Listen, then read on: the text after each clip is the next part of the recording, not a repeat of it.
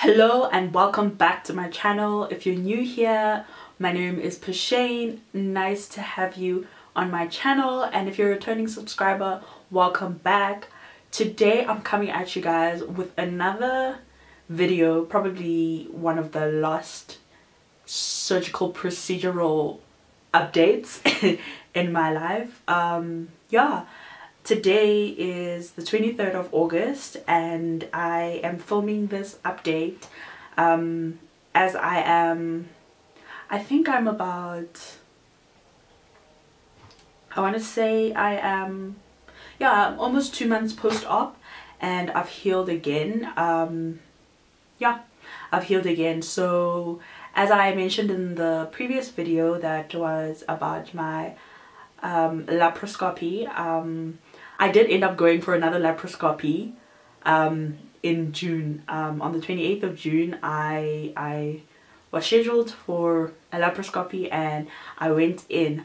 So because I was prepared for this one, I obviously could adequately like pack a bag, prepare myself, and just know what's going on and where I'm at. So the first sad thing was that I had to be at the hospital by 6 a.m. on the 28th so that I could get admitted. And so on the 28th I get to the hospital, I go and I get admitted, and admission takes a minute, and then I get into the ward and I change into the gown thingy, and the nurse is like doing that everything that they do before you go for an op, basically preparing you and like asking you a lot of questions. So as the nurse is busy, my doctor walks in. I didn't expect my op to be that early in the day. As much as I was supposed to be there at 6, I didn't expect them to literally be there to pick me up to go to theatre the moment I got there, like to the ward. So he walks in and then talks to me for a bit. And then after he talks to me, the anesthesiologist walks in and I'm like, why are you fetching me? And then he walks in with the guy that fetched me the last time for surgery. So yeah, it was I don't know, cool I guess to see familiar faces, because I'd just gone in April for the same procedure by the same people, same anesthesiologist. I don't know what you call the people that take you from your ward to theatre and then back. I don't know what you call them, but it was the same person as well. So the nurse wrapped everything up quickly and I said goodbye to my parents and they left and I went into theatre.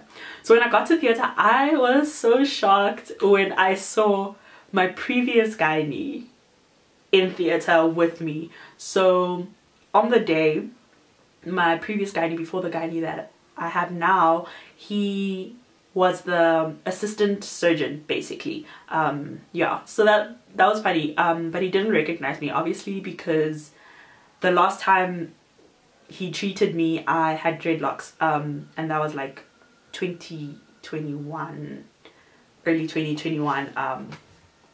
Since then I hadn't quite seen him. I mean late 2021. Since then I hadn't quite seen him. From this year when I needed to see the gynae, I started seeing the new gynae as referred by my previous gynae. So yeah, he was there. He didn't recognize me, but I think he did recognize me once they actually started the procedure, because he could see the scar that he left there in 2020, which is quite drastic compared to the scars that I have now from the 2 surgeries that I've had back to back. I'd say I have, in terms of surface area, the scars are cumulatively smaller than the one scar that he made in 2020, and this is 2 procedures. But anyway, went in for the procedure, and theatre staff was friendly. I could recognize them, they recognized me. It was a whole thing. And I'm not gonna lie, like, that was probably the last time that I had the best sleep ever. Like, I know it's near death sleep, but like, that was the best sleep ever, and I wish that I could relive the sleeping part, not the part of getting cut open and stuff like that. But anyway, so with this op, I had another teratoma in my left and only remaining ovary, and it had grown drastically and it was giving me severe pain. It was giving me so many symptoms. I was full on a pregnant woman that wasn't carrying a child. I was carrying an ovarian cyst, teratoma to be specific. So basically I would have food cravings. I only ate certain things, and that would be chips, like chips, the snacks chips, and like slap chips. That's what I wanted to eat all the time. I couldn't eat a lot of stuff. Yeah, it was rough. It was rough. I only wanted certain things. I was eating sweets, which is very uncharacteristic of me. I'm not the biggest sweet person. I'm a baked goods person, but not the, I don't have a sweet tooth, but I'm a baked goods person, but like, I don't really have a sweet tooth. But anyway, yeah, it was hectic. I couldn't sleep properly. I was uncomfortable when I was sleeping, tossing and turning, and I couldn't find a comfortable position to sleep in, and I couldn't go to the gym because obviously the pain was severe. And also on top of that, I was still recovering from the surgery that I had in April, on the 18th of April. So it literally wasn't like, it wasn't that far apart. It was really so close. I was healing from a surgery at the same time I was suffering the symptoms of having another ovarian cyst. So I had pelvic pain, I had back pain, I had yeah, pelvic pain, back pain, and then I just had pregnancy symptoms. So I'd feel nauseous, I would be bloated and things like that. So it was a very rough time, but I'm glad it was a short period of time, because late April, when I found out that I had another cyst, soon after that, in May. So April, I found out I had another cyst right after, like a week after my procedure, and then I took some time to try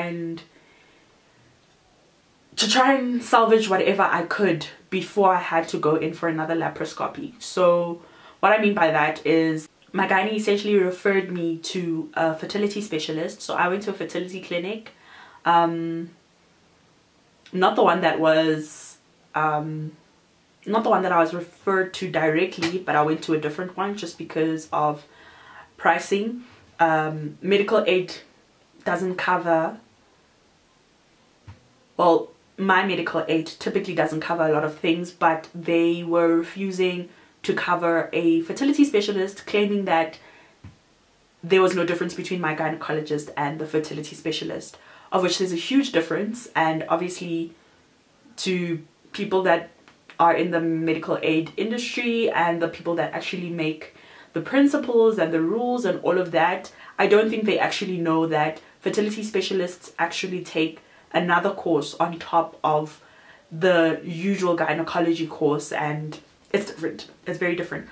Mid-May, I went to the fertility specialist, and yeah, I went to the fertility specialist. When we got there, firstly, I was shocked to see how many people actually go and see fertility specialists, and the demographic of the people that actually go and see fertility specialists. It was, yeah, it was eye-opening and enlightening, but the experience overall, I didn't feel like I could trust the fertility specialist. So I go in to the clinic and I fill out forms. So in the forms, it's like answering a series of questions related to your fertility, in terms of any blood tests that you've taken to check whether it's ovarian function or whatever. your menstrual cycle, your symptoms that you have around and during your menstrual cycle, and yeah, things like that. You fill in a full medical history and so forth. And then after that, I had my consultation. So in the consultation, I explained to the fertility specialist, I explained my situation to the fertility specialist. So I let him know that I had recently gone in for a laparoscopy to remove an ovarian cyst, which was a teratoma, and that I'd parted with my right ovary due to it having been the second teratoma that was in that ovary. And then I went on to elaborate that now the left remaining ovary also has an ovarian cyst, which is also a teratoma, and now I was in the position where I was attempting to harvest my eggs before anything else. He takes me into the room where you do your checkup. Well, there's a consultation room and then there's a room where you do the ultrasound. He takes me into that room and he does an intravaginal ultrasound. In the ultrasound, he is shocked because now I've only had this ovarian cyst roughly not even a month. I've only had it for like 3 weeks, and it's big. And it's bigger than when I had my ultrasound with my gynecologist. So I brought all of these documents from my gynecologist visits for the specialist to see, just because obviously I needed the letter of referral and the explanation to kind of explain my situation as to where I was in terms of my journey with ovarian cysts. And yeah, I explained everything to him. So he sits us down and he explains that he's basically explaining the pricing, what it would cost me to hypothetically aspirate my eggs and store them. Typically what they do is okay, well, I was a person that was suffering from irregular periods, obviously, since I was struggling with ovarian cysts. They caused irregular periods. I was also on an oral contraceptive, which also kind of contributed to the irregular periods from time to time. So he explained that since my ovary had a cyst in it that was taking up majority of the space and stretching it, I'd have to get more hormones than the average woman. And also because I had only one ovary, it meant that I also needed like a little bit more in order for my body to form enough follicles for them to aspirate eggs and for those eggs to develop as well. So my chances weren't that high of being able to aspirate eggs, but we could try, of which I was like, okay, I'm for it, you know. I'm definitely for it. Let's see what we can do. So the first issue that I had with him is the fact that he went on to explain that since I would need more hormones than the average woman because of my situation, it would be roughly 65,000 Rand a try. So this is a try, doesn't guarantee you eggs, it doesn't guarantee you, even if it might guarantee you eggs, it doesn't guarantee you eggs that are actually healthy enough to store. He explains that I can go through a procedure where regardless of who's doing the procedure, he explains that I can do another laparoscopy or whatever type of, or laparotomy. He explains that I can do that again and try and leave behind as much ovarian tissue as possible, although he couldn't guarantee that there would be enough ovarian tissue left over for me to be able to actually harvest eggs after the procedure. So now I am in this position where I've seen my gynae sent me to a fertility specialist. I've seen the fertility specialist. The cyst is growing. He's telling me that it's 65,000 Rand a try to aspirate eggs, and he's also telling me that the process would take roughly a minimum of 3 months.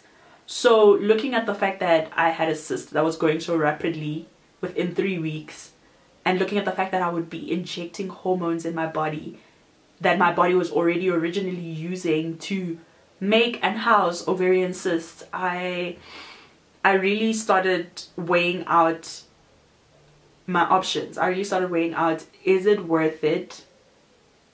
Is the possibility of having children or deciding to have children by harvesting my eggs, is that possibility worth losing my life?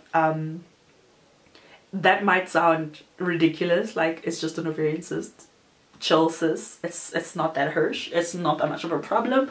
But typically with teratomas, it's touch and go. And after the first one, as you saw the pictures that I included and the pus that was there was a lot going on in terms of the development of the teratoma. So it was a life or death situation. At that point in time, I had gained some discernment from God regarding how severe the situation was. So after that appointment, I decided to return to my gynae.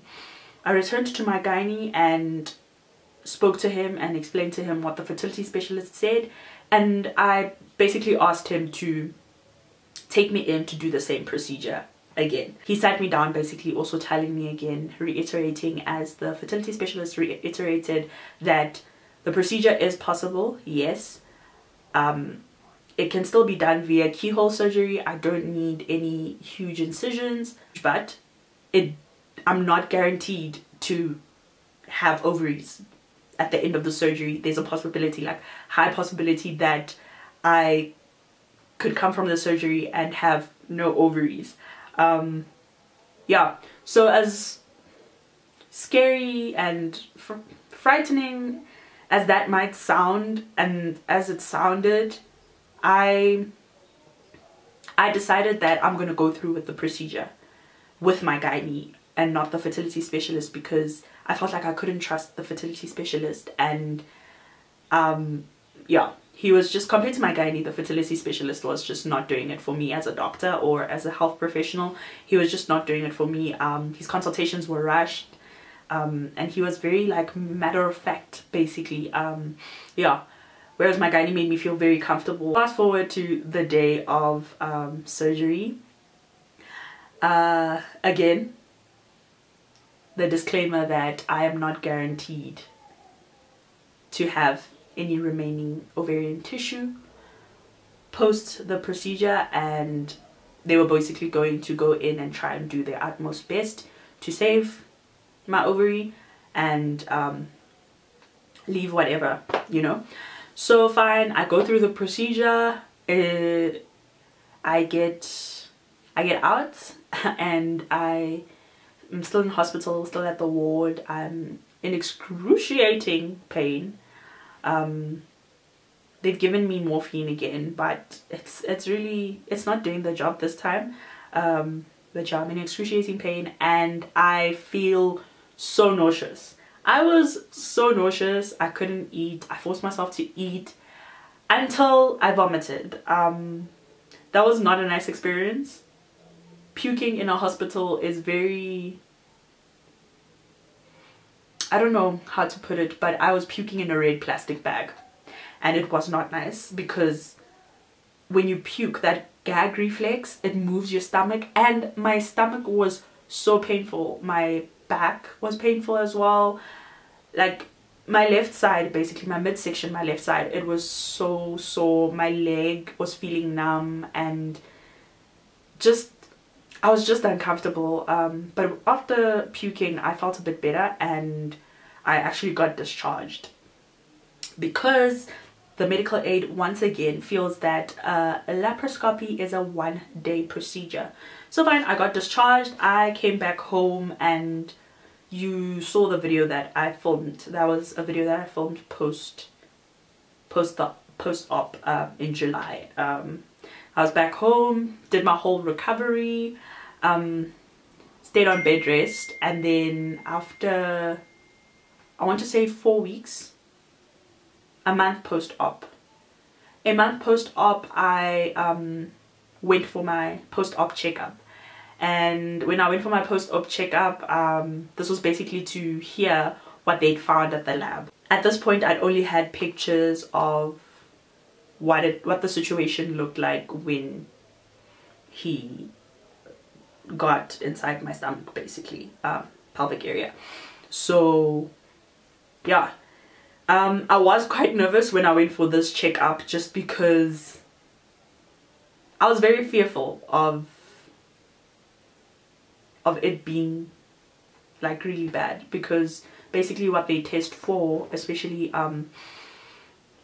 with cysts, what they check for is cancer, basically, if there are any cancer cells and how far they are, blah blah blah. So all of that gets sent to the lab and results come back. So now I'm at the post-op consultation and I'm here to hear the news. So he hands me my he takes out the results and he explains to me that nothing was cancerous. I was in the clear. However, they had a pathologist look at the contents of my cyst and run some tests. For those of you who might not know, a pathologist is basically a health professional that determines the development of certain things, certain illnesses, the progression of things, basically. This is the part where I'm like, because my gynae basically tells me that after he got inside my stomach, he found that the ovary was attached to my intestines and it was attached to my uterus, and all of it was pulled to the left side of my body and it was attached to my abdominal wall. So before he could even remove the cyst, he had to actually separate all the parts carefully and put everything back in its place.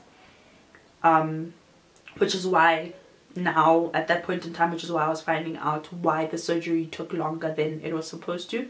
Because it's typically like a 2-hour procedure, if not 3. But I was in the theatre for quite a while. So, and then he further goes to explain that he had to remove not only the cyst and my ovary, but he also had to remove my left fallopian tube. And this was because the ovary had been moving around so much in my body that it had caused damage to the fallopian tube. At this checkup, I already knew that I didn't have an ovary. I'd already found out that my ovaries were gone. I parted ways with my ovaries and chilled. So I'd already known that they were gone, and it was a shock to find out that my fallopian tubes, one fallopian tube joined my ovaries, wherever they are. God bless them. So he explains that the pathologist ran some tests, and had I not had the procedure when I had it, I would have been facing cancer and chemotherapy and radiation and things like that. So my gynae basically tells me that I should celebrate my life because technically I've cheated death. This is why I was saying I had discernment that was telling me that this is a life or death situation when I found out how long it would take for me to get eggs aspirated, and me making the decision to go in for the procedure regardless of what the outcome would be was solely based on that discernment, because something in me told me that you need to get this done, and I did get it done and it saved me, and I'm very, very happy about that. But obviously no one is happy about not having ovaries. I think it's definitely, yeah, I feel like a lot of people don't want a uterus, but not having ovaries it's weird. There's pros and there's cons.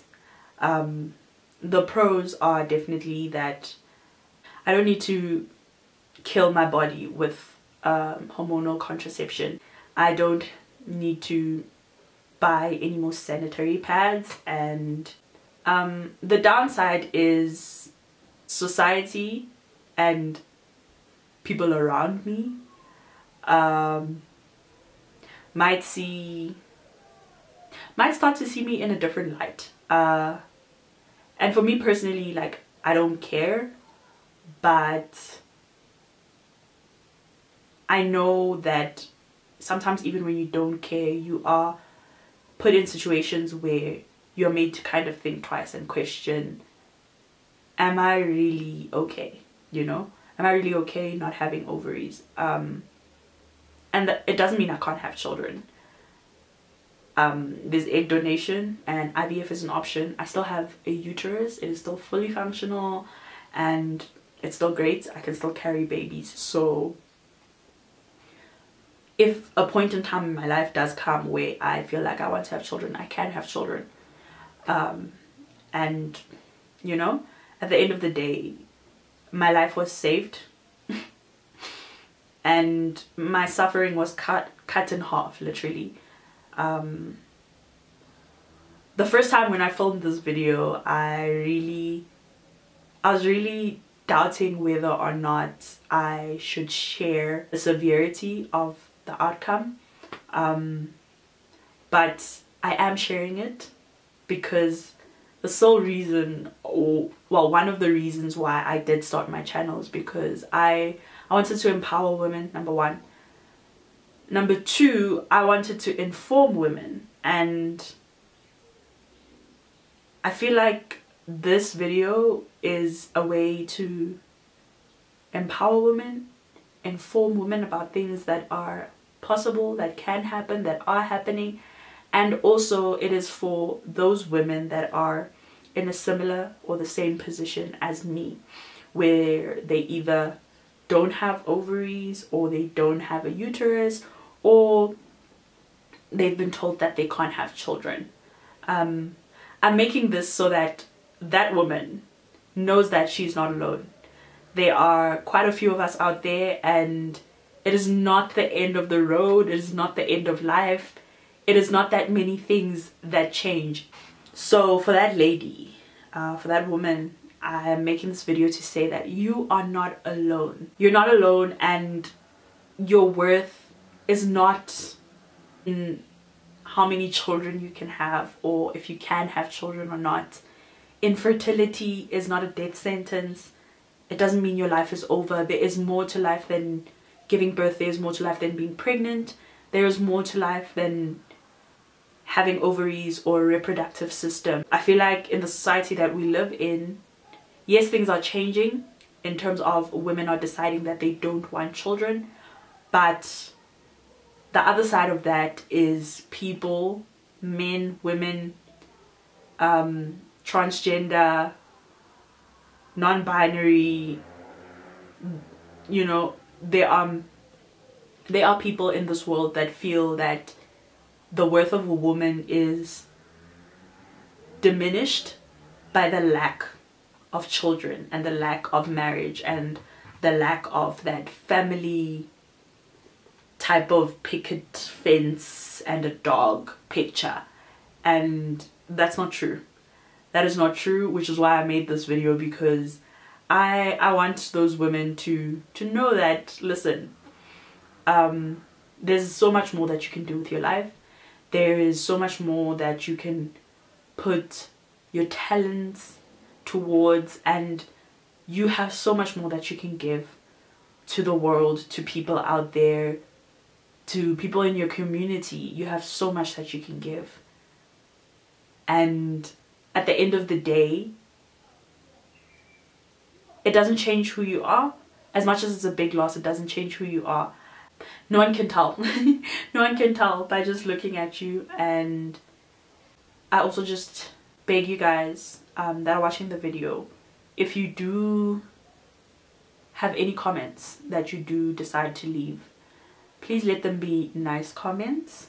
If you do have questions, I will answer them if they are appropriate. And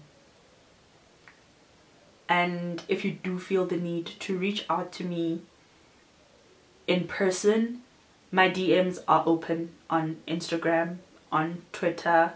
I will try and share as much as possible regarding my journey now, post-surgery, post the fact that I no longer have ovaries. But so far, so good. So far, I don't feel much of a difference besides the fact that I don't have a period. But so far, I don't really feel a difference. And in this video, as I'm appearing, it is truly the way I feel. I am in a good place mentally right now, as opposed to where I was when I was filming this video for the first time. I'm in a good place mentally in terms of I've accepted the loss. I am doing work to come to terms with the loss. And the thing about grieving is there are ups and downs, but if you don't put it off, you put yourself in a better position.